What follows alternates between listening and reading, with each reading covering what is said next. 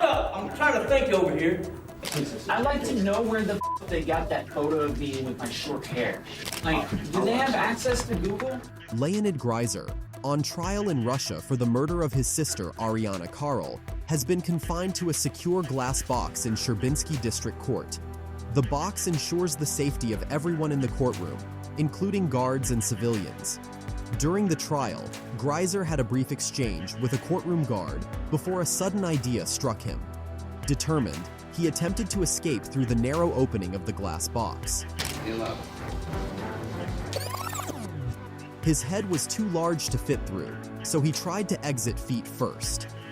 A female guard tried to stop him by grabbing his leg, but he moved away. Greiser then looked towards the ceiling for another escape route. As the situation escalated, a male courtroom officer redirected his attention, and Greiser appeared to calm down.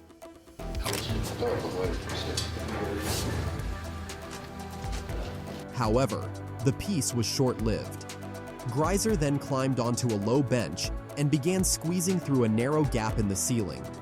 Guards realized the danger and acted quickly, trying to pull him back down.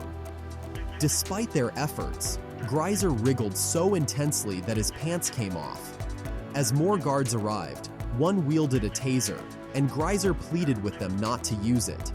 He eventually came back down through the ceiling, re-entered the box,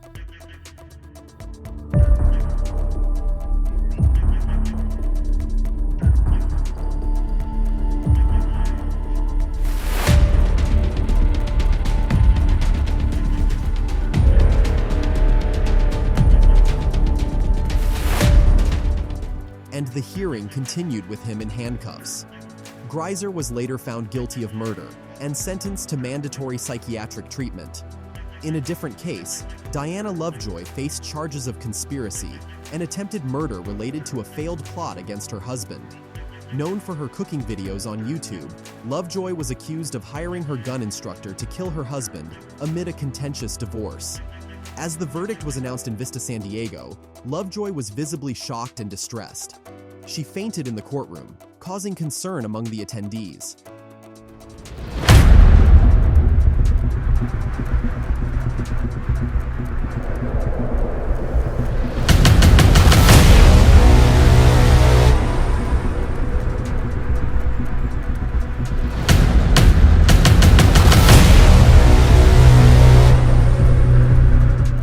Though initially suspected of faking her condition, medical professionals later deemed it a fainting episode. Lovejoy was sentenced to 26 years to life and later received additional charges for intimidating a witness. I am skeptical because again, she's somebody who will hire a person to kill her ex-husband.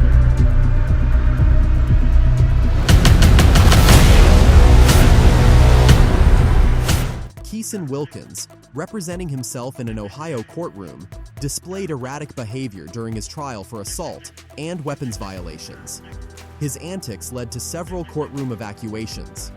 On the second day of his trial, Wilkins feigned a heart attack, falling to the ground dramatically.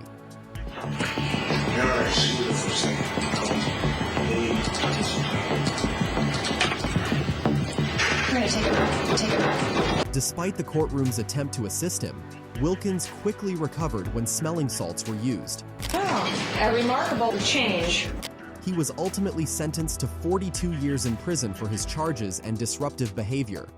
Daniel Nicholson attempted to evade the justice system during his bail hearing in Adelaide, Australia.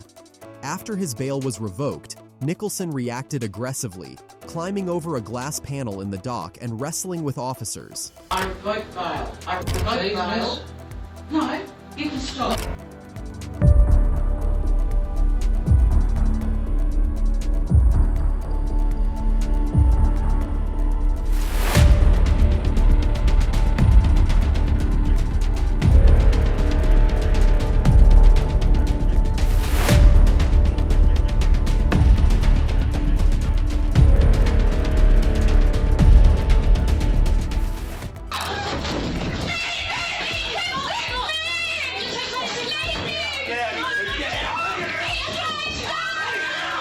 The struggle, which involved Nicholson's supporters causing a commotion, led to additional charges and a 12-month jail sentence for Nicholson.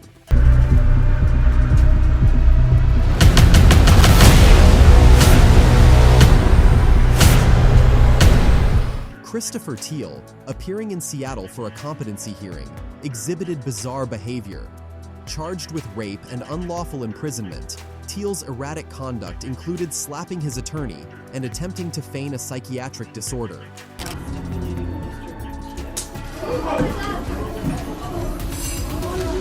After being restrained and placed in a spit hood, he continued to display unusual behavior. I'd like to know where the they got that photo of me with my short hair. Because that was on Facebook and I don't have a Facebook.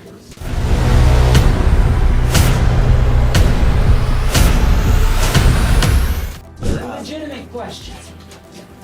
Like, do they have access to Google? Including complaints about a photo on Facebook. Teal was ultimately deemed competent for trial, found guilty, and sentenced to 8.5 years to life. Alexis Plunkett, a criminal defense attorney, found herself in court for felonies related to smuggling a cell phone into a county jail for her client and boyfriend.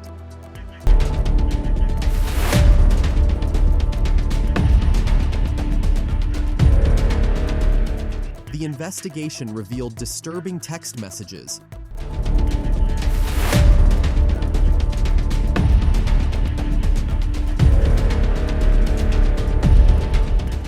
She has said in these texts what she wanted to do. She wanted to have Mr. Arabello killed or beaten down severely. She mentioned who would do it. Where Plunkett seemed to have ordered a hit on her boyfriend. Despite her argument that she acted in self-defense. Plunkett, this is bizarre. There's nothing to say. Who in the right mind would send these texts? Like I said, I've been doing this since 1982, and I've never even heard of this, let alone seen it. It's firm, it's going forward. If you have any motions, file them now. This will not be moved. Plunkett was sentenced to probation and disbarred from practicing law. In contrast, Spencer Boston, facing minor charges, used his courtroom appearance to protest marijuana laws. During the trial, he pulled out a joint and attempted to smoke it in the courtroom, resulting in additional charges for contempt and disorderly conduct.